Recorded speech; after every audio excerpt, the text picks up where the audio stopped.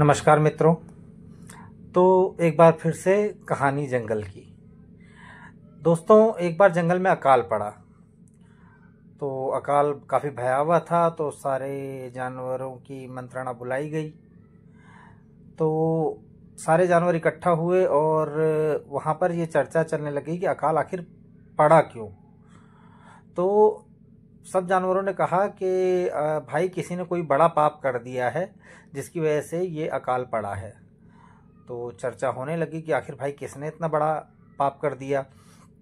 तो सब ने एक एक करके अपने पाप गिनाने चालू किए। सबसे पहले हाथी बोला कि भाई मैंने एक किसान के खेत में घुस करके उसकी सारी फसल बर्बाद कर दी, उसका सारा गन्ना खा गया और किसान को भी पटक के मारा। तो लोगों ने कहा कि नहीं भाई हाथी राजा, आपका तो पेट इतना बड़ा है, आप क्या करोगे, भूख तो मिटानी पड़ेगी। ये आपने कोई पाप नहीं किया, और कोई पाप है इससे कुछ नहीं होता।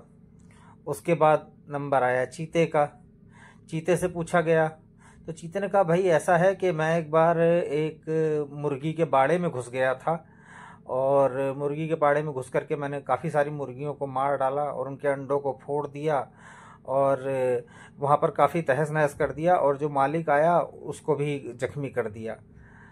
तो भाई चीता भी खूंखार जानवर, उसके खिलाफ कौन बोले। लोगों ने कहा नहीं नहीं भाई, मांसाहारी जानवर हो, मांस नहीं खाओगे तो क्या करोगे, तो ये कोई पाप नहीं हुआ, किसी और ने पाप किया है। तब नंबर आया बंदर का।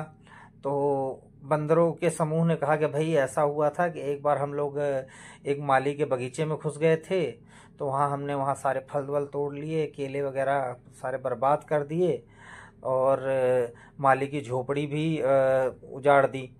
तो हो सकता है इस पाप की वजह से जंगल में आग लगी हो। तो लोगों ने कहा ये बंदर तो बड़े उत्पाती हैं, इनके खिलाफ कौन बोले, अगर ये इकट्ठा हो गए तो हमारे साथ भी ऐसे उत्पात करेंगे।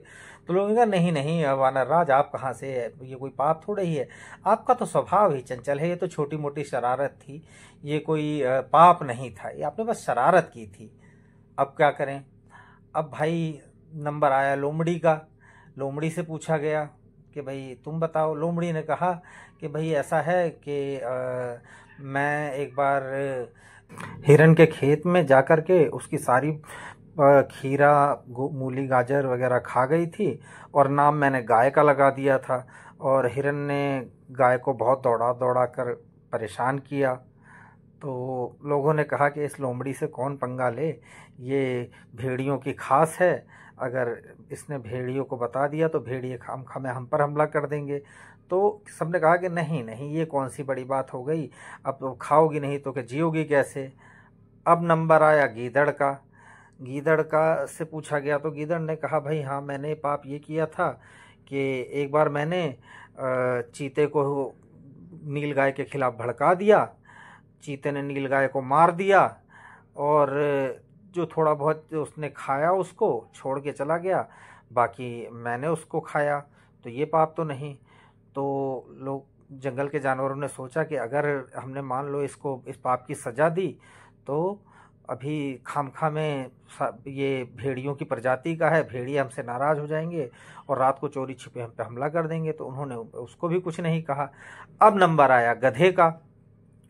तो भाई गधे से पूछा गया तो गधे ने कहा कि हाँ भाई, शायद मुझसे गलती हुई थी कि वो जंगल के किनारे वाले मैदान में जो कि शेर के बगीचे के बगल में है, वहाँ पे किसी को जाने की इजाज़त नहीं, मैं चोरी से गया और मैंने वहाँ की सारी घास खा ली, तो शायद मुझसे ही पाप हुआ है। सारे जंगल के जानवर एक सुर में बोले ये है साला पापी, इसी की पाप की वजह से जंगल में अकाल पड़ा, आग लग गई है, इसी को सज़ा मिलनी चाहिए। तो भाई सारे जानवर एक साथ गधे पर टूट पड़े और गधे को मारकर खा गए। तो दोस्तों, गधे की हमेशा हर समय हर काल में यही दशा होती है, इसलिए क्योंकि वो गधा है। धन्यवाद। और यही हो रहा है। अगर आपको मेरी कहानी समझ में आई हो तो वीडियो को लाइक कर देना, चैनल को सब्सक्राइब करके मुझसे जुड़ जाना, और कहानियां सुननी हो तो हाँ, बेल आइकन जरूर दबा देना। श्री पंडित का धन्यवाद।